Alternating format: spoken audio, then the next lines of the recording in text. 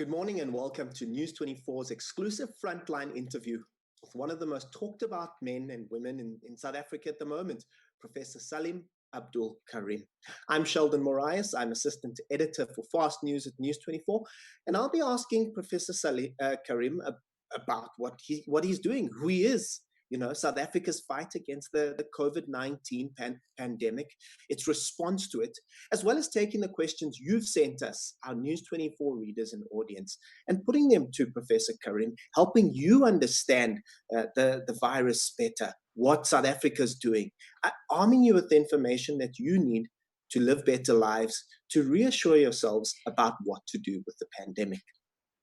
Now, Professor Karim heads up a 45-member ministerial advisory committee advising Dr. Zweli Mkhize, the health minister, President Cyril Ramaphosa, and the rest of government about the medical side of the response. Professor Karim, you're an accomplished scientist, medical practitioner, health professional.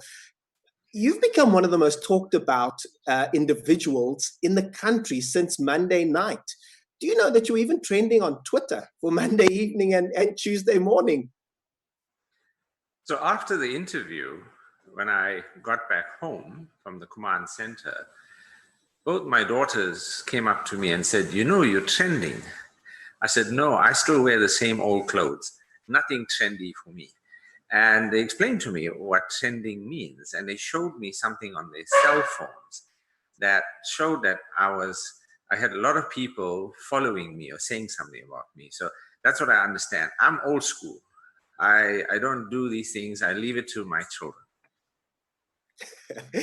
Professor, well, yeah, good to see you keeping your sense of humor in this very serious time, a time that's very taxing, I'm sure, on yourself and every one of those other members on that ministerial advisory committee. First off, thank you and welcome. Thank you for making the time, to interact with us at News 24, as well as our audience as well. Taking the time out from your schedule. I mean, earlier I was asking you, when do you sleep? Considering the seriousness of the pandemic, the crisis that we face in South Africa at the moment, globally as well, and you're one of the leading figures in that. What is it like? I mean, just take us into what is it like for you? And you've got your wife as well on that committee as well. What has it been like for you, for your household in dealing with this? So we have a pretty staid routine, both of us being academics, and we've been married for 32 years and have spent most of that time working together. And so we start our morning roughly at about 5:30, 5:45. And we spend the first sort of half hour just lazy and just catching up with what's going on in the world. And, thereafter we get into some shower and then breakfast and then some work. And then when I normally get back from work at around sort of 5:36, have dinner with the family, and then I work a second day. I start at about 8:39 and I work till about 1, 2 in the morning. So I need very little sleep, and it's something I've been doing for many years.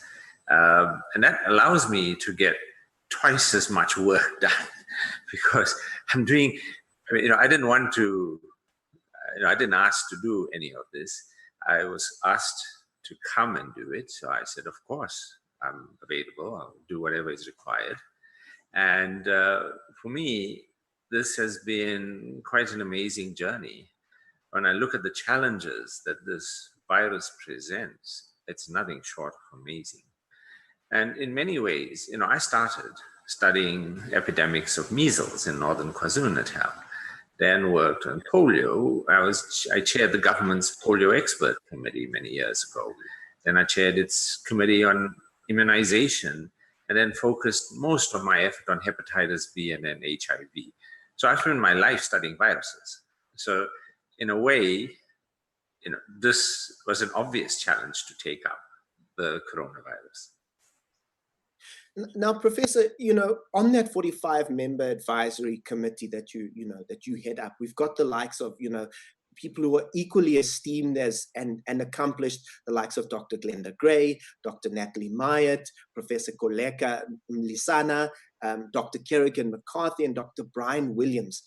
What has it been like working with 45 or 44 other, health professionals, scientists of that level in trying to come up with a plan, essentially, to deal with, how South Africa responds to something that no other country has dealt with? I mean, everyone's feeling their way around this. And in a time when, you have to come up with a plan or plans quite quickly. Yeah, I mean, I think for me, it's a reflection of the many years of strong academic and research that we've got in our country. It's something we should treasure. I teach and I'm involved in several universities. And when I look at the investment that we have made into our universities and into our academics and our research, that is central, because you don't get academics overnight. You're talking about people who have spent 40, 50 years of their lives focused on the academic enterprise, just trying to build their capabilities to become a top researcher. So we are very fortunate that we have so many accomplished scientists that the minister could pick 45 to 50 people who are accomplished in their own right, in their own field. And in many ways, what he has made available to the country is the brain's trust of what we have available. And it's across many disciplines: virology, clinical medicine, epidemiology, public health, you name it, they are in this committee providing advice. Now, I need to be clear so that the public is not confused. Ours is not a doing job. That's the Department of Health. They go and put plans together and they go and do all the hard work. We have the easy job. Our job is to simply respond to their requests for information, for evidence. They would send us things to review, and that's our job. We would review things on their behalf. We would gather evidence, because that's what we are good at. We are good at finding information, extrapolating things, calculating things. That's what we are good at. And so they have us at their beck and call. They can, and they know that. They can call us anytime, and we will have a meeting. We will do what they require. So the planning and the execution is not our responsibility. Our mandate is purely advice. The beauty of advice is that you don't have to take it. And that we give it, and we're happy to give it, but you don't have to take it. And we're very clear about that. We don't expect all our advice to be taken. We would hope that there's good reasons for not taking our advice, but we understand our role and we understand our mandate. And our job is to help the people doing their jobs to do it to their best of their ability and have the best available brains and evidence to make their decisions. Now, Professor Karim, I know you're being modest in saying you've got the easy job, but a lot of people will certainly not agree with you on that. And if we look into it, I mean, this is there's no vaccine, to COVID-19. It's never been dealt with before. We're looking, as people search for answers, looking to other countries, various different models, all the way from Sweden to the UK to Singapore to China.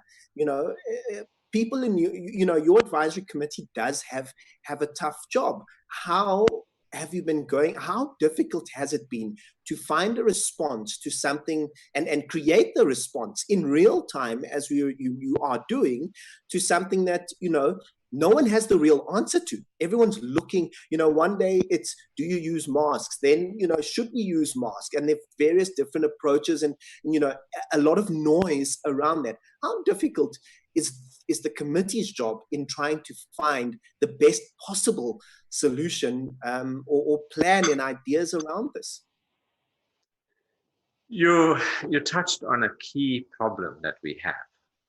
And that is that because the world did not know that this virus even existed before the 19th of December of last year, everything we're doing is based on very little evidence relating to the coronavirus. Because it's only really in the last 4 months that there's research being done and evidence being generated. So we have to draw on our experience from other viruses. We have to draw on our experience from other epidemics. We have to draw on what we've learned over decades of dealing with viral diseases like this. And so we are able to do that. In many ways, when you look at who serves on this committee, they are largely, not solely, but they are largely people who have experience in working with HIV, like myself. And in many ways, HIV created a whole generation of scientists who really understand a viral epidemic. Now, HIV is a very different epidemic, but the elements of a virus and how it spreads and so on remain the same. So in many ways, we had an advantage. And that advantage is that we have a history of HIV, that we had built a strong capacity of science in that area, and also that we have a large amount of TB. And if you take, for example, how is it South Africa can institute contact tracing so quickly for coronavirus? Well, it's because we already have contact tracers. They do it for TB. So we've always been doing contact tracing for TB. That's not new for us. We already know, we already have people employed who know how to do this. How is it we have, thousands, tens of thousands of community healthcare workers going door to door? How could we do that in a matter of 2 weeks? It's not possible. Well, the reason we can do it is because of HIV. They were already employed. They were already there, some funded by PEPFAR, some funded by provinces, some funded by the national government. But we already had this in place. So that was the advantage we had. And I think when you look at our challenge is to make the best available advice on the limited evidence that is available. So I've always said to the minister and our committee, we should expect to make mistakes. We are human. We're going to make mistakes.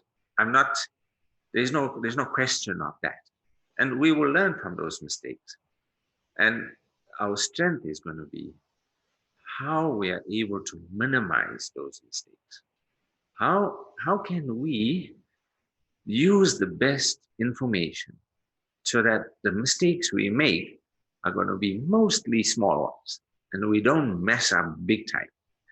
And that the minister, it's not fair on the minister and the others to go and read the mountains of journals and articles and scientific evidence that's becoming available on a daily basis on coronavirus. They don't have the time. They got other more important things to do. They leave that to us. It's my job to do that sort of thing. It's the 45 members of this committee, it's their job to do this. And that's what we do. Looking at, the terms over the last 4 or 5 weeks, possibly even into December when word started first emerging around coronavirus in China. Ever since then, the use of the terms coronavirus, COVID-19 has grown. But we've seen a lot of the discussion around that, especially from lay people around, it's just another flu.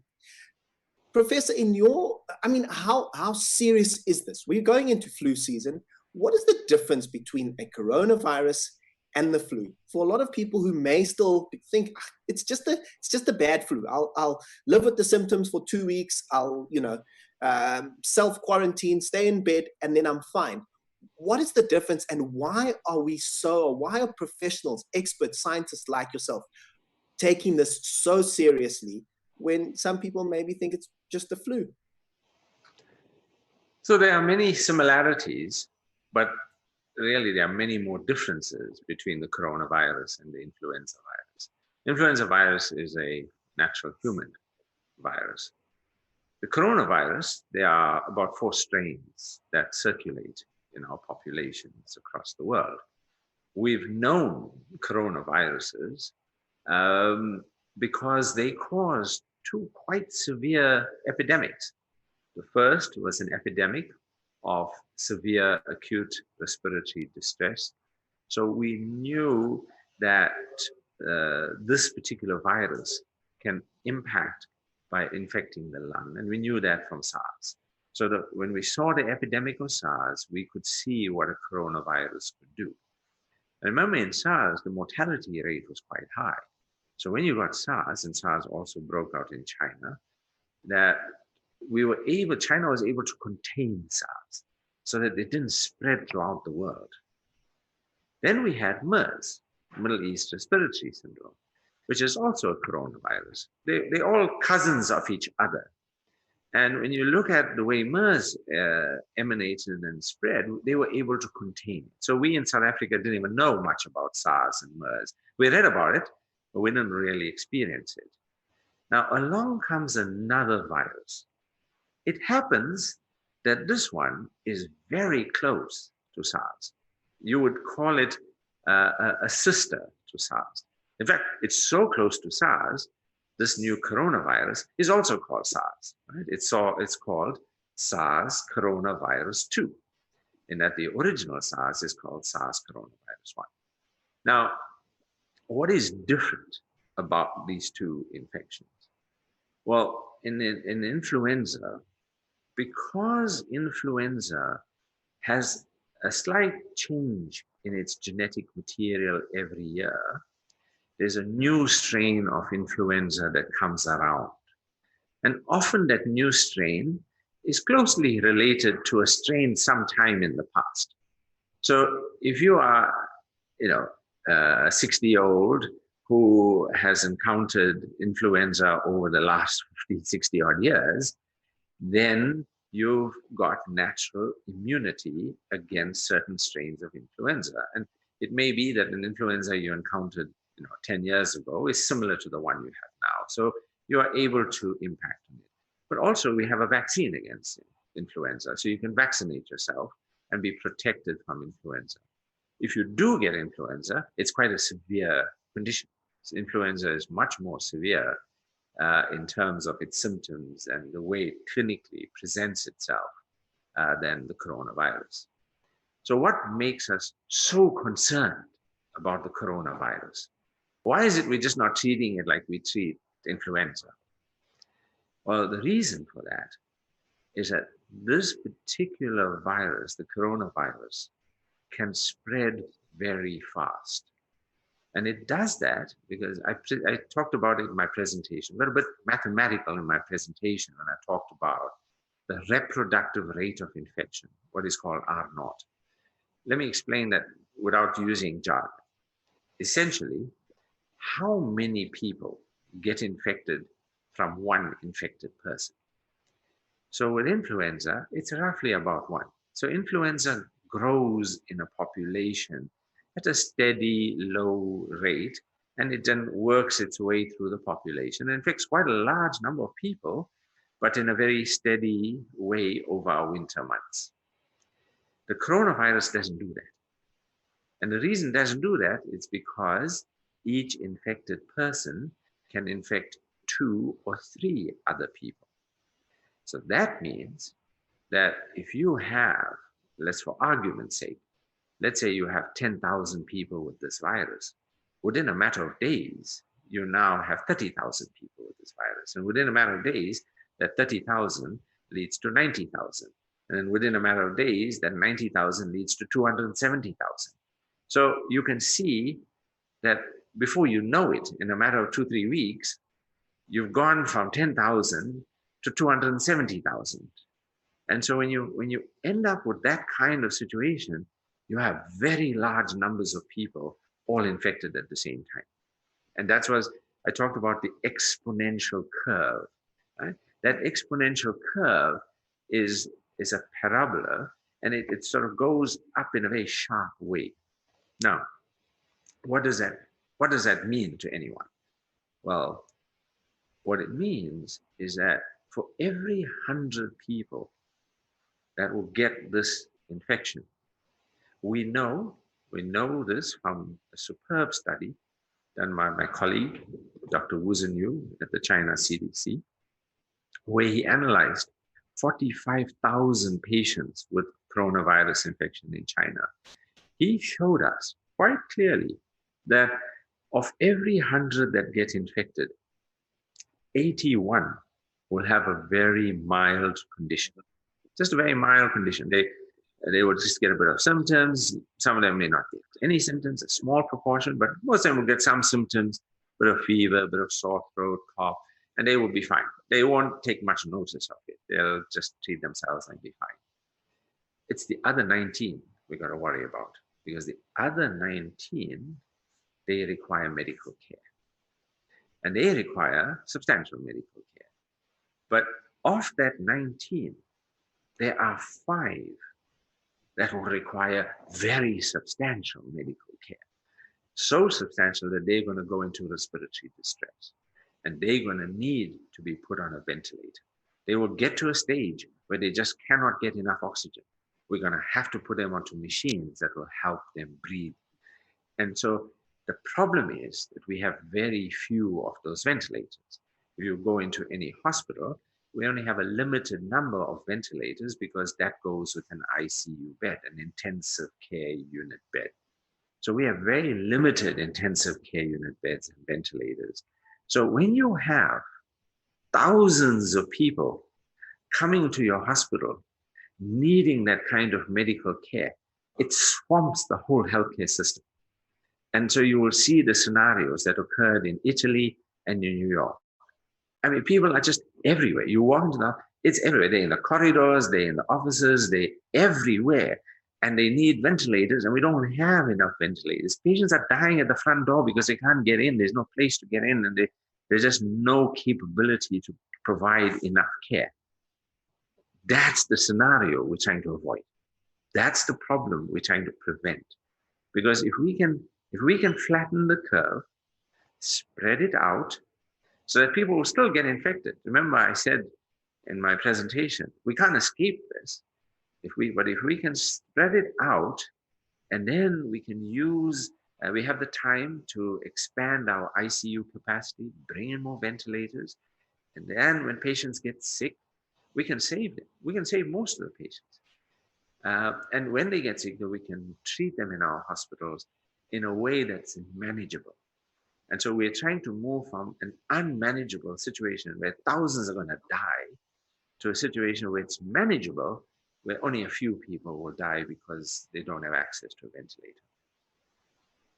Now, Professor, as you mentioned, the lockdown has bought us time as such. And as you mentioned on Friday, we're still expecting that exponential growth. Can we then at this stage, understand the impact the lockdown has had? We're almost 3 weeks in. It's running until the end of the month. There has been some suggestions that it was largely because of the travel ban. And we know many of the first cases, if not all, in fact, were brought in by travelers, either local or international, who'd been in countries where they'd already seen a number of cases as well. How can we already assess the impact of the lockdown? If there are still concerns that our exponential growth is yet to come. Does a lockdown even work? That's a question many people are asking. And I'm pleased you asked that question, because I tried to explain it on Monday in my presentation, but I think I left people somewhat not fully clear about what that is. So let me explain that. If you will see a case today, that is a person who got infected on average about 2 weeks ago. Now, why am I saying that? When you get infected with the virus at this time point, and you look at the time it takes to incubate this disease, and we know that it takes about 7 to 10 days before you get symptoms. So for those first 7 to 10 days, you're none the wiser. you have no idea that you have this disease. Once you become symptomatic, about 7 to 10 days later, you then go to a medical provider, you get a swab taken, and then it goes to a laboratory, and it takes a few days to do all of that. So on the whole, it takes about 12, 14, 15 days, some of it. I use 2 weeks because it's simpler to just use that as a benchmark. So what does that tell us? It tells us that all of the infections, all of the cases that we saw before the lockdown were actually infections, not cases. Right? All the cases before the lockdown, you take that and you shift it 2 weeks earlier. So that means those cases were infections that occurred before the state of disaster. So when we saw that thing going up rapidly, that was all before the state of disaster was declared. Since the state of disaster, the number of infections has gone down. How do we know that? Because 2 weeks later, after the state of disaster, we declared the lockdown. After the lockdown, the first 2 weeks, the number of cases went down. It didn't go down because of the lockdown, because, as I explained, the infections are from 2 weeks ago. So you couldn't avoid those cases. They had already occurred. The infections had already occurred before the lockdown. So take all of the cases, just simply move them 2 weeks earlier. What that tells us is that the first 2 weeks after the lockdown, the decrease in the numbers is a reflection largely of the state of disaster. Some of it is from the lockdown because it's not entirely 14 days. So some of it is due to the lockdown, but most of it is due to the state of disaster. So what is that? Hand washing, social distancing, closing the borders to travel, closing the schools, reducing places of worship, congregation, controlling gatherings. It's all those things that made that first difference to our epidemic. So now the question is, so what has the lockdown done? Well, some of that decline is due to the lockdown. Not a lot, but some of it. This coming week, the number of cases we're going to see in the coming week, now that reflects infections that occurred just after the lockdown. So the cases we're going to see in this coming week will give us a more accurate representation of infections that occurred after the lockdown. Now, the problem is going to be, and this is something we're grappling with right now, that's why we are appointed, right? We are appointed to grapple with the problems, right? So that nobody else has to worry about it. We're going to try and fix it. So the problem we got right now is that last week we started a community house-to-house screening and testing program. So now you heard from the minister on Monday that by the weekend, we had already screened 460,000 people, and we tested thousands of them. And so we screen. If you have certain symptoms, we then refer you to a clinic where they take a swab and they send it into the lab. The number of lab tests has skyrocketed because of all the swabs now coming in from the community. So the actual number of cases we are seeing now at this time, it actually is not the same as the previous 2 weeks, because the previous 2 weeks were what we call passive case finding. These are patients who get sick, they come into a healthcare service, they get tested. That's called passive case finding. Naturally, if you do active case finding, which is what we're doing now, you're going to see many more infections. So now the problem is that in the previous 2 weeks, we were actually measuring one measure, which was called at apples. Now we've got apples and oranges. And it's hard to figure out which are the oranges because they look very much like apples right now. And we're trying to figure out how do we tease the two of them out? How do we separate out the active case finding from the passive case finding, because we can't compare the mixture with the apples from last week. It's not fair to do that. And it's inappropriate. It's scientifically wrong to do that. So we're trying to figure out what's the best way to deal with that. And there are many strategies and approaches to doing that. One of which is to sort of take our best guess as to which ones are active and which ones are passive.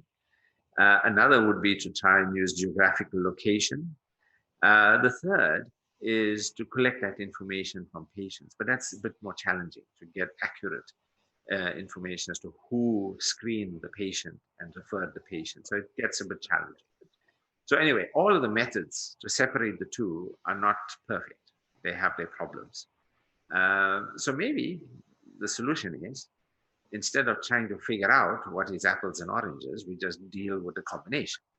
So we're going to eat fruit salad this week, not apples. And how we deal with the apples and oranges and create a new set of criteria, because now it's a new measure, is up to us. And that's part and parcel of what we are working on. Now, Professor, that obviously leads into whether the lockdown will continue post the end of the month.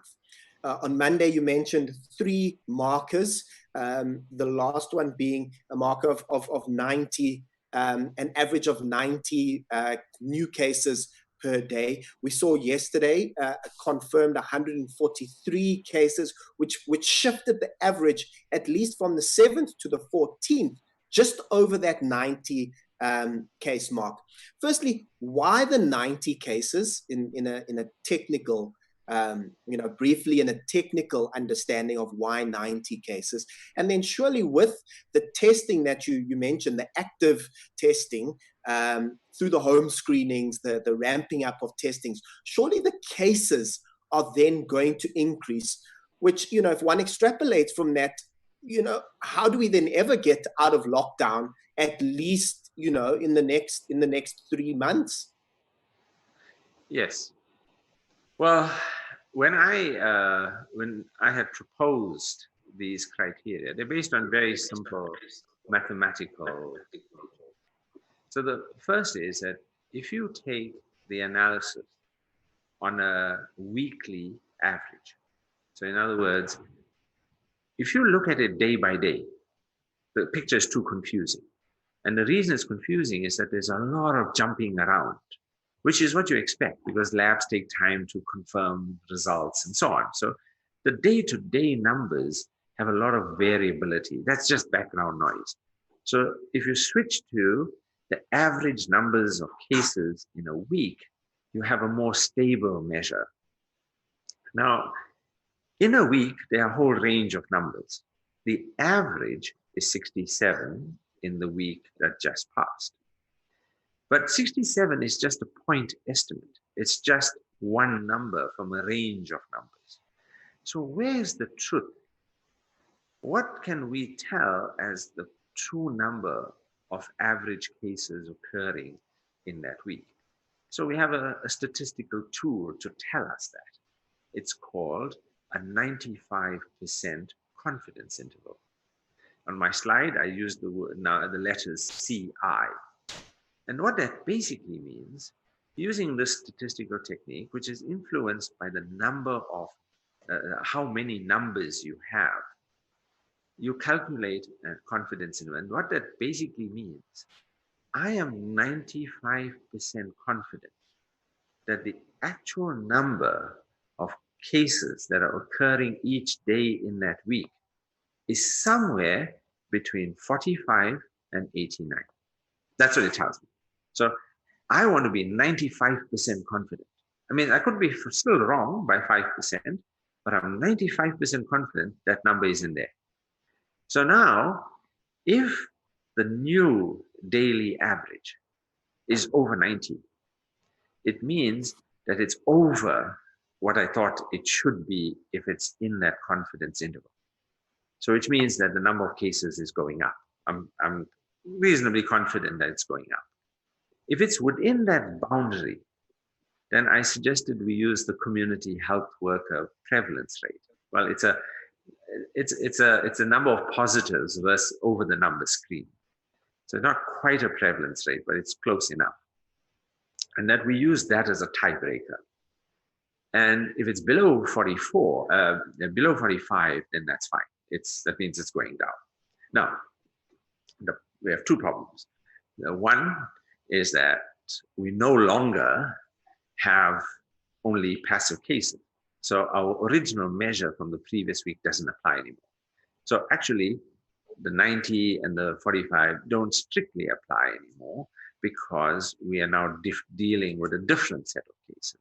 So we either change the criteria or we change the cutoff. Or alternatively, and this is one of the measures I think may be the best way forward, is actually let's scrap the whole idea of using the cases. Why don't we measure what we really want to measure? What is the purpose of a lockdown? I explained it. Community transmission. We want to control community transmission. So why don't we just measure that? And that's what we're doing. By having the house-to-house visits, we are getting a measure of community transmission. So we may want to, instead of using the cases, why don't we just look at whether we have community transmission? And I proposed a cutoff of 1 in 1,000. If there's more than 1 in 1,000 who have this virus, then we should stay locked down. If we have less than 1 in 1,000, and there's no perfect number, there's no brilliantly correct number, it's a reasonable number to choose for now. You could just as easily choose 2 in 1,000 or 1 in 10,000. You take your pick.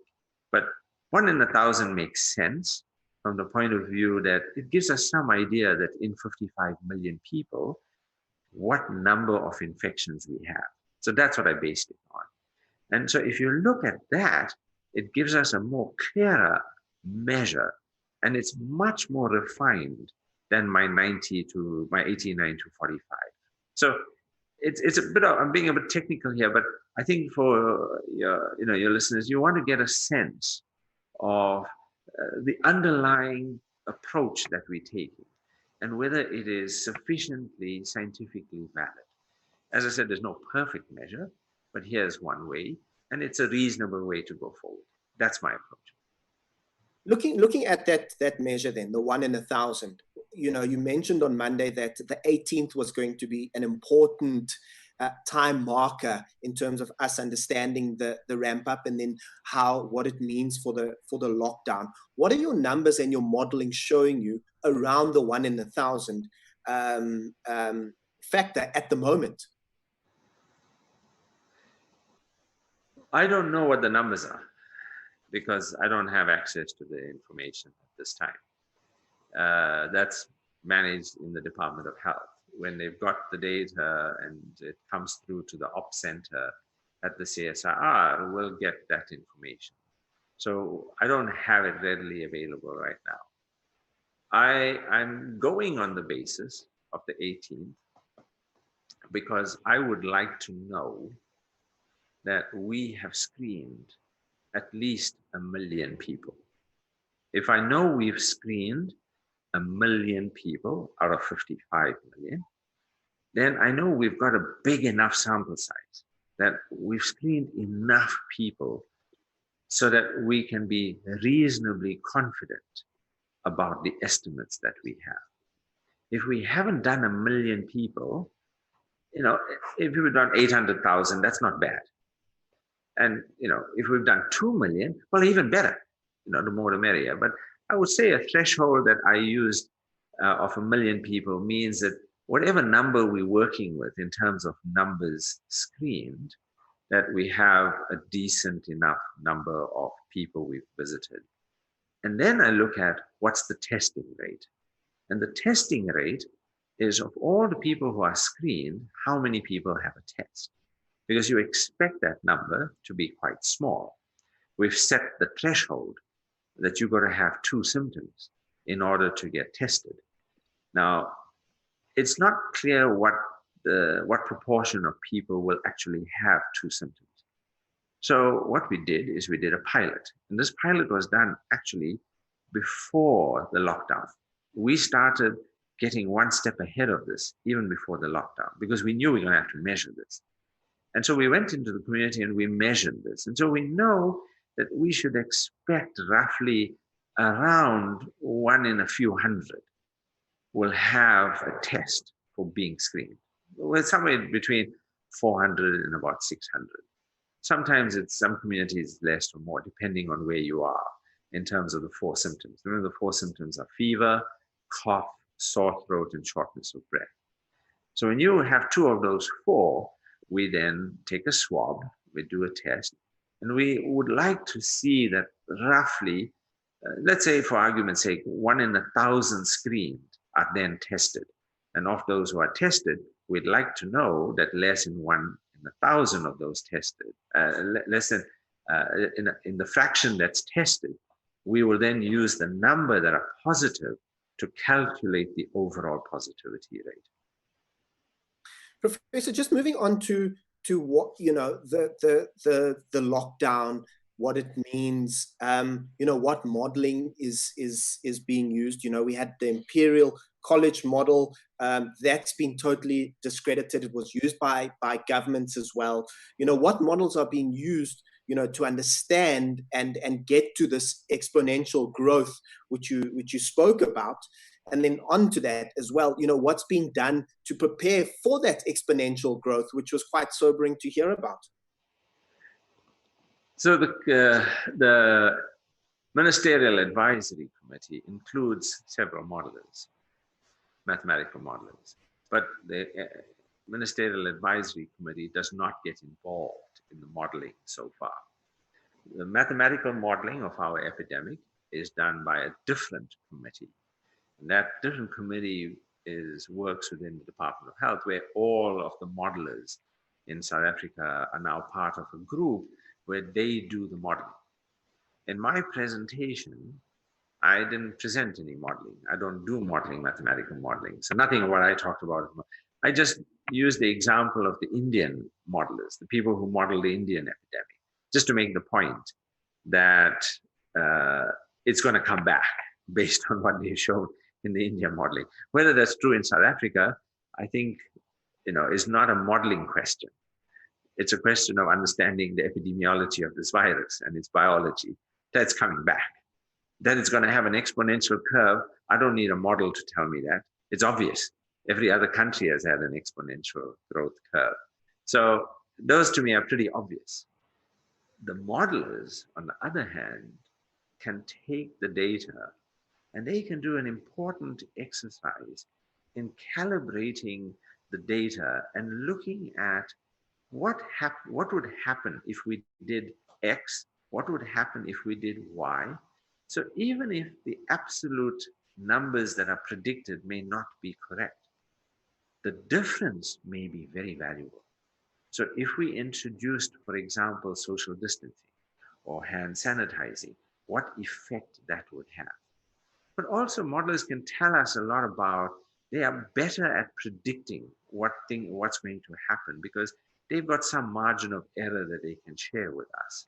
So I think mathematical modeling is a key part of our overall understanding of what we should be doing so that we have some idea of what impact it has in models, but also it gives us a better impression of what the trajectory is going to be under different assumptions. Our committee doesn't deal with that. So I can't share with you what's being done in the government about modeling. Prof, there's you know, before we move on to some of the audience questions, and there are a lot of them, but I'll keep them brief and thematic as such. But in absence of a vaccine, there has been obviously a look to, you know, what treatments can, you know, be used at a time like this until a vaccine is created. We've had hydroxychloroquine, talk around that. We've also had talk around the BCG vaccine, which is used, you know, for TB. It's widely used in South Africa. We're one of the countries which use it. Do those kind of treatments offer a glimmer of hope, in your opinion? When we look at viruses, we are just in the early stages of understanding how to make treatments for viruses. So unlike bacteria, where Fleming showed us, you know, decades ago that penicillin is effective, And he showed us how penicillin can attack with its beta-lactam ring, can be effective in killing bacteria. We don't have the same historical track record of developing drugs against viruses. Against viruses, we've been successful only in the last few years, in the last 3-4 decades only. And much of it was learned from a drug called acyclovir, one of the first drugs that was developed against a virus, very effective against herpes viruses. So our abilities to make drugs against viruses were not really well developed until HIV. Along comes HIV, where there's an urgent need for new drugs. And so our capabilities to make drugs against viruses skyrockets. And we have over 30 different drugs that are effective against HIV. The problem is that the drugs that the viruses are too different. So let me give you a sort of synopsis of it without going into too much technical detail. HIV, like the coronavirus, is a single-stranded RNA virus. So they have the same basic genetic material. Now, Prof, in terms of what people want to know about what it looks like after life looks like after lockdown. You mentioned that the virus can convert its RNA into DNA, and that conversion enables the virus to integrate into the human body. So all our drugs, almost all our drugs against HIV, except for the new classes that focus on integrase, most of our drugs have focused on that reverse transcriptase, that enzyme that HIV carries by itself. Coronavirus doesn't have that enzyme. It doesn't have reverse transcriptase. And so all the HIV drugs, you'll say, we have all these drugs against viruses. Why don't they work? Well, they work against an enzyme that the coronavirus doesn't have, doesn't use. It uses a completely different enzyme called an RNA polymerase. So we don't really have treatments readily available. So what do we know? I can say categorically, with no fear of contradiction, we have no evidence that any treatment is effective against the coronavirus. There are many people who have opinions, who have views that this drug works, that drug works. There are many who hypothesize and say, oh, I think this drug works, or I think that drug works. But the reality is, there is no evidence. And when I'm talking about evidence, I'm talking about the benchmark of evidence that in humans, that when we use these drugs, that we know they work. And that bar has not been passed for any drug. Now, having said that, there are many drugs being developed, and there are many drugs in clinical trials. I think the last count was there were over 100 trials of chloroquine.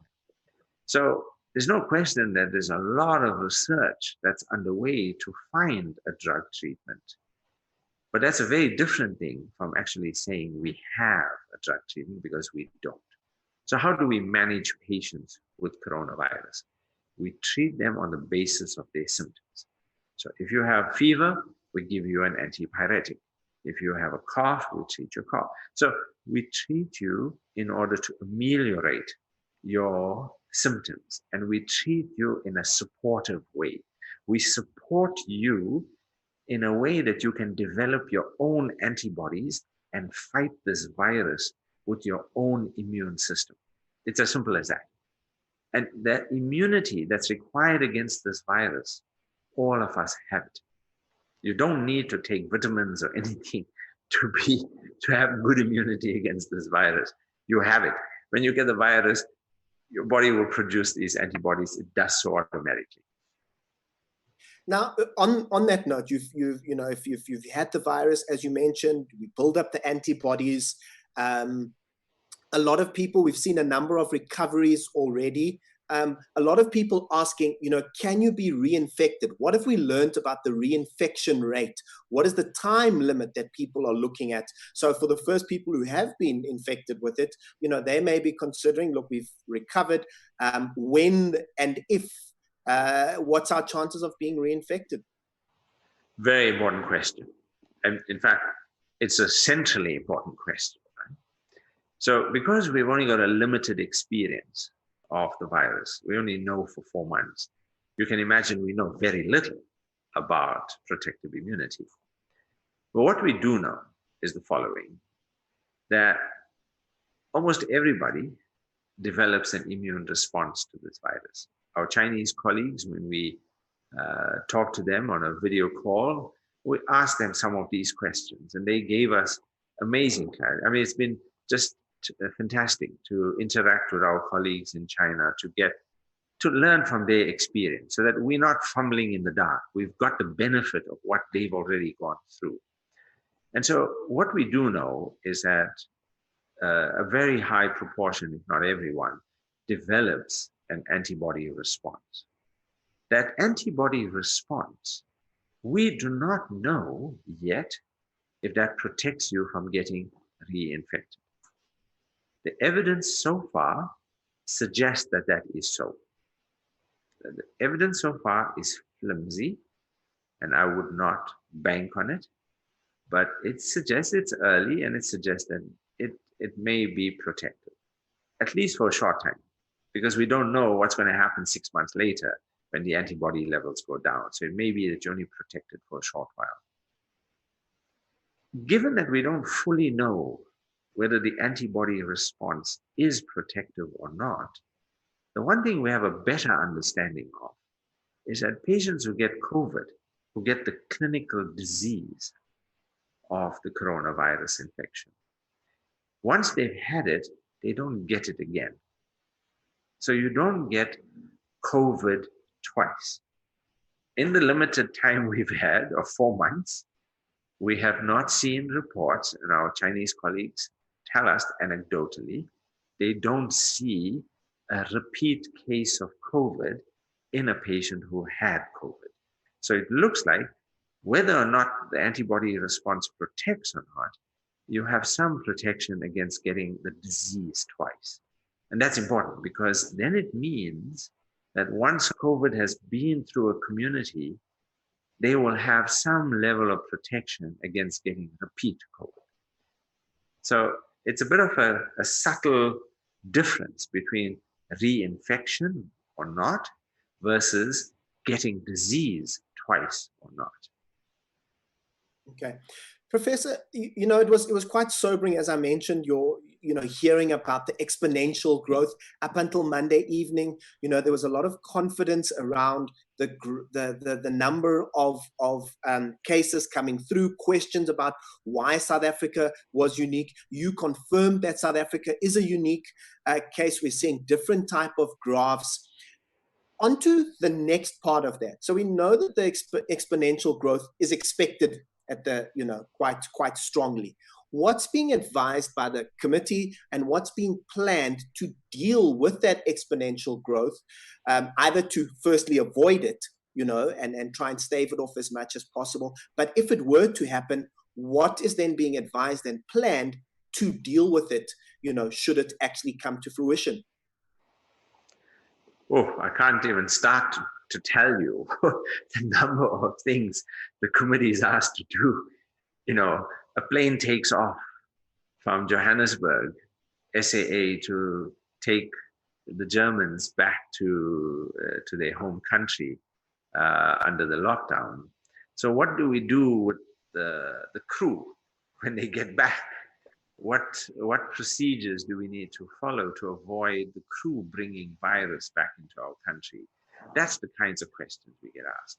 We get asked, there's a plane load of South Africans coming from Brazil. How do we deal with them? How do we ensure that they don't bring virus into our country? So that's the kind of advice we give. But we get answer lots of questions that come about this issue. I can summarize it by saying that our focus has been on what are the tools that we have at present. and how do we use that to highest effect. And so the tools that we have at present are really four things. So the first thing we have is that we have social distancing, and you can make it into different amounts of social distancing and so on, but basically social distancing. The second is hand washing. And in fact, I put often hand washing is more important than social distancing because the virus essentially is in the droplets. And so when somebody breathes, somebody talks, somebody coughs, somebody sneezes, they contaminate the whole environment. And that's what worries me most, that you've got this environmental contamination. It's very hard to deal with that contamination. And so anybody walking past can touch it and with their hands touch their face, and that's how they get this disease. So social distancing, hand washing, and then we have the approach of using masks. And masks have a limited role to play, but the main thing they do is that those who perhaps have the infection, and we know that a small proportion have it asymptomatically, that it'll prevent them from contaminating the environment. And then finally, it's the testing. So the testing and action with the testing. So that's the testing, the contact tracing, the isolation, the quarantine. There's a whole set of things that go with that. So let me give you one of the conundrums our committee dealt with last week. So the question was asked, so we've identified a patient who is coronavirus positive in a household. There are 3 others in that household. There's a bit of a challenge in terms of this particular individual who has the virus from being isolated in this household. What should we do in that kind of situation? That is the question. And essentially, the translation of that question is, what should we do in terms of, should we offer them isolation somewhere else? Should we offer them assisted isolation? Or can we take a different approach? And there we're talking about, instead of individual isolation, can we go with a household quarantine? So can we instead of trying to isolate a person, can we say that this household should be quarantined for the 14 days? And now that relates to, what's the risk of spreading the virus before this person knew that they had the virus? What's the chance that the other household members, the other 3 people, are already infected?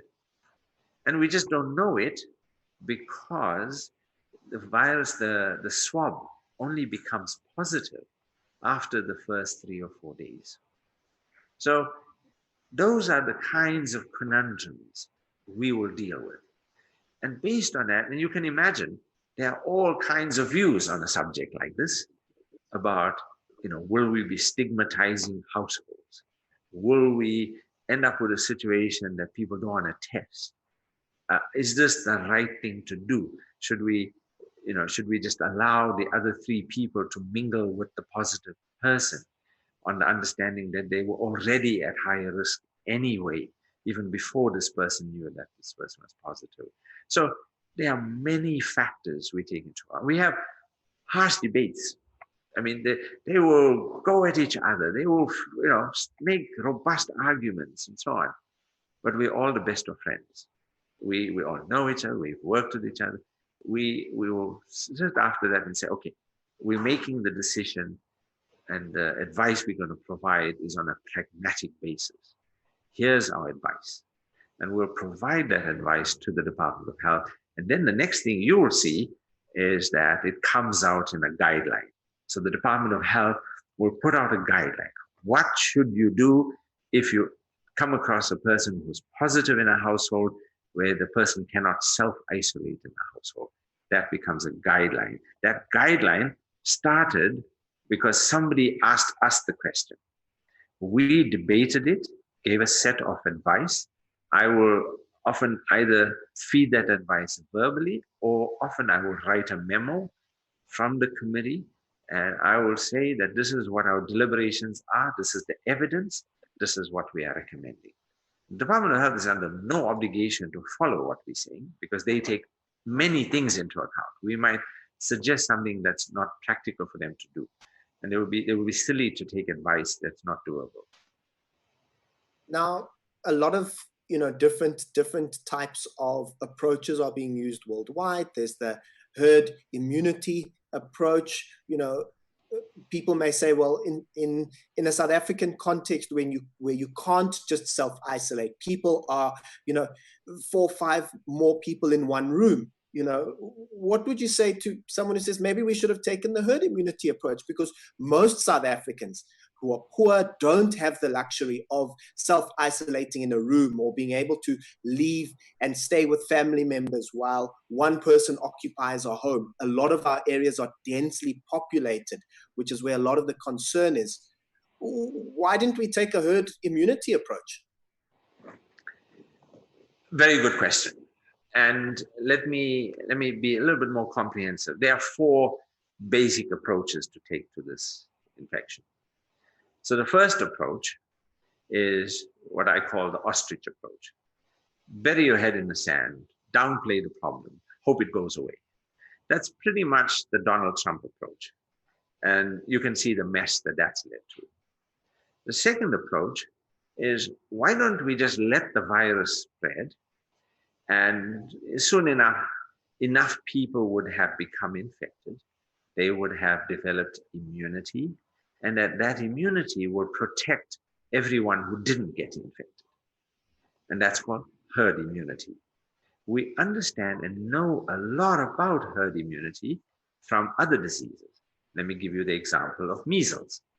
We know that you need about 95% of the population to be vaccinated against measles in order to get herd immunity, to protect that last 5% who don't have the vaccine.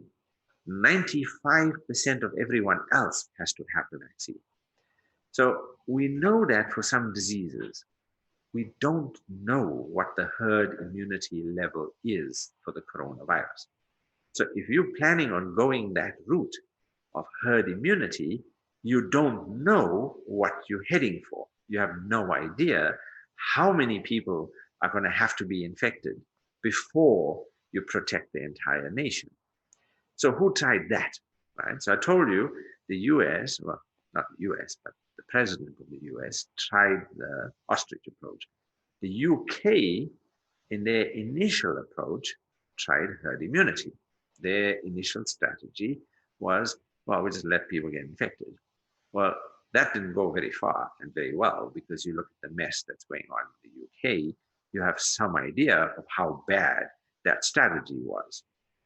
The third strategy is one that says, actually, the problem is not in the young people, because young people actually get this as a very mild condition.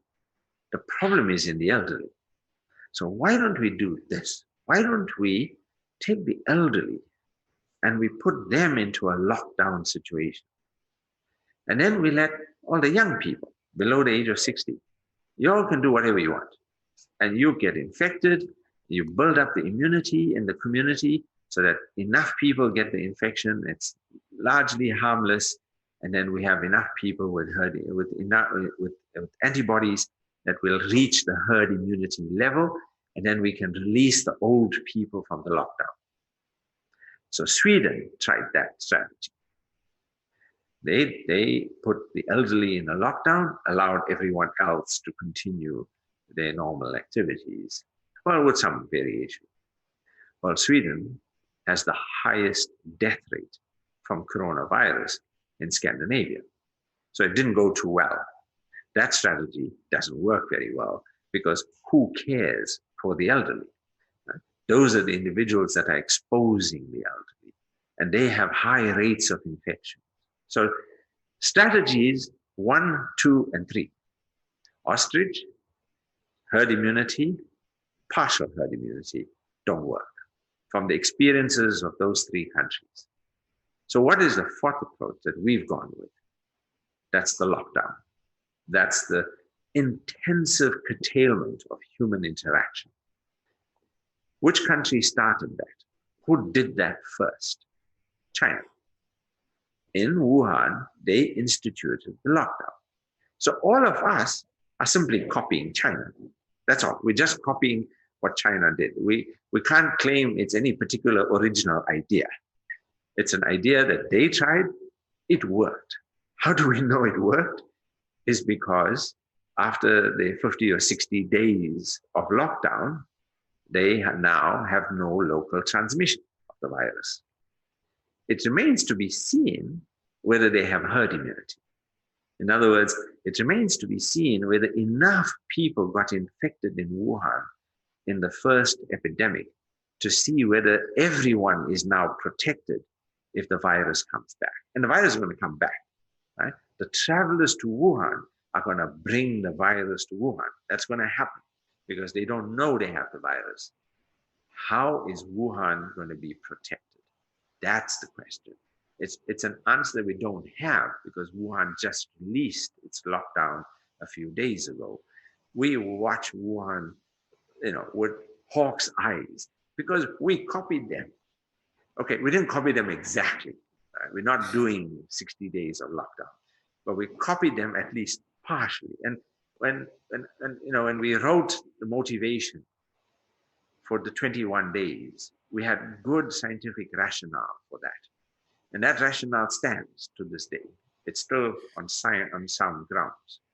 And I still think that that is the correct approach. I would not have gone for longer than that, based on epidemiology and viral transmission dynamics. I'm not even entering into the discussion of what's right for the economy.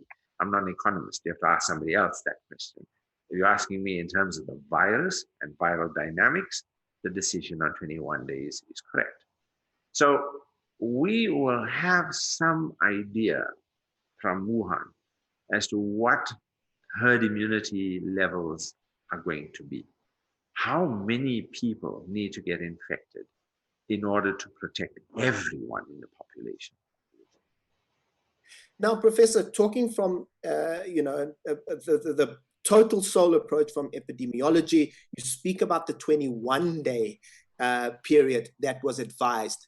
Could that change? Could you advise an extension beyond the end of the month that takes us into May, possibly even further? On Monday, you mentioned a kind of voluntary lockdown. What would that look like? So firstly, would the advisory committee be open to, advising that an extension longer than the end of April is needed in its current form, the current lockdown form? And what does, if that doesn't come to fruition for whatever the reasoning is, what does a voluntary lockdown look like? Because it sounds very much like the example you mentioned from Sweden, keeping only the elderly away. But what about the people who treat them? Is it not the same thing? Absolutely. We are in the potential situation that the decisions around ending the lockdown or not are made by the COVID Command Council. They're not anything we have any control over. We would provide advice. And as I said to you, the big advantage of advice is you don't have to take it. The advice that we would give would be based on what we think the epidemiology is looking like and what the dynamics of the epidemic and the viral transmission looks like. But the decision about the lockdown is not about that only. The decision about the lockdown involves many different dimensions. There are social dimensions, economic dimensions, mental health dimensions. There are many different considerations. And I don't think that there is any simple, toggle switch, on or off. I think all of those need to be considered by wise people. From our perspective, from the health point of view, we will give our opinion.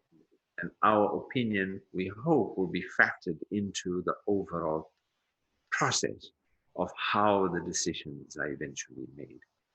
I have seen so far that the decision making has been very rational. I have no reason to believe we will choose any other approach than rationality in the way in which we're moving forward. Now, I have suggested that one of the things we consider is to protect our elderly as we ease the lockdown. And that I think that that strategy may be a better strategy than simply allowing everyone to intermingle when we ease the lockdown.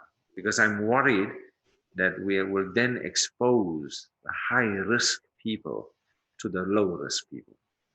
I use the example that once schools are open and the school kids are playing in the playground amongst themselves, just one infected child will cause large numbers of infections in the school. But with children, most of them have a very mild disease. Most of them don't even know they have it. So, not most, but a large number won't even know that they have it. So, because it's a very mild condition in children, they are not fully aware that they've got this virus. And then when they go home and they play with their grandparents, I'm desperately worried that they will spread this disease to the elderly. And so that's the concern. I'm using that individual family as an example, but you get the overall plan. Because what's the alternative? The alternative is to have nothing, or no controls. And I think that that's even more unwise. So you can say we're having to choose from the best of the worst choices that we have, or the best of the bad choices we have. And that because the exponential curve is inevitable, anything we do is about just mitigating its full impact. Professor Karim, you've been most gracious with your time, valuable time as it is, especially under the current crisis. One final question. A lot of people are looking at what does life look like post a lockdown? I'm sorry to say that life's not going to be what it was like before. Our lives have changed since the 5th of March, when we saw that first case. Until then, it was somebody else's problem. On the 5th of March, when that first case was described, we knew that it was no longer someone else's problem. It's our problem too. Our lives, when we go back after this lockdown, is simply not going to be the same. When you go into a business meeting, you will not go and sit right next to the person that you are having the meeting with. You will automatically now want to keep some kind of distance. You will not be shaking hands with the person you're meeting with because you will be deeply concerned that you do not want to be part of spreading this virus. We're going to have to learn to live in a new way. We're going to have to learn to live in a way where we will lose that soft touch that comes from being close to those we love, those we care about. Because in order to protect them, we're going to have to keep some distance. That's the challenge we're going to have to deal with. We're going to have to deal with many other challenges. The medical challenges, we're going to have to deal with the mental health challenges that this has all brought upon our society. We're going to have to deal with the challenges of the economy. We're going to have to so life is not going to be the same in any shape or form than what it was when we woke up on the morning of the 4th of March. Professor Karim, very sobering words, very thoughtful words for us to end off on. And once again, thank you very much for your time. If anyone's going to help, ease that future, make that future as bearable as possible, we'll let you go now to do the work that will help us make that future, which, as you said, will never be the same again, make it as bearable as possible. And our thoughts are with you and the rest of the advisory committee. Good luck with the rest of your work. Thank you very much.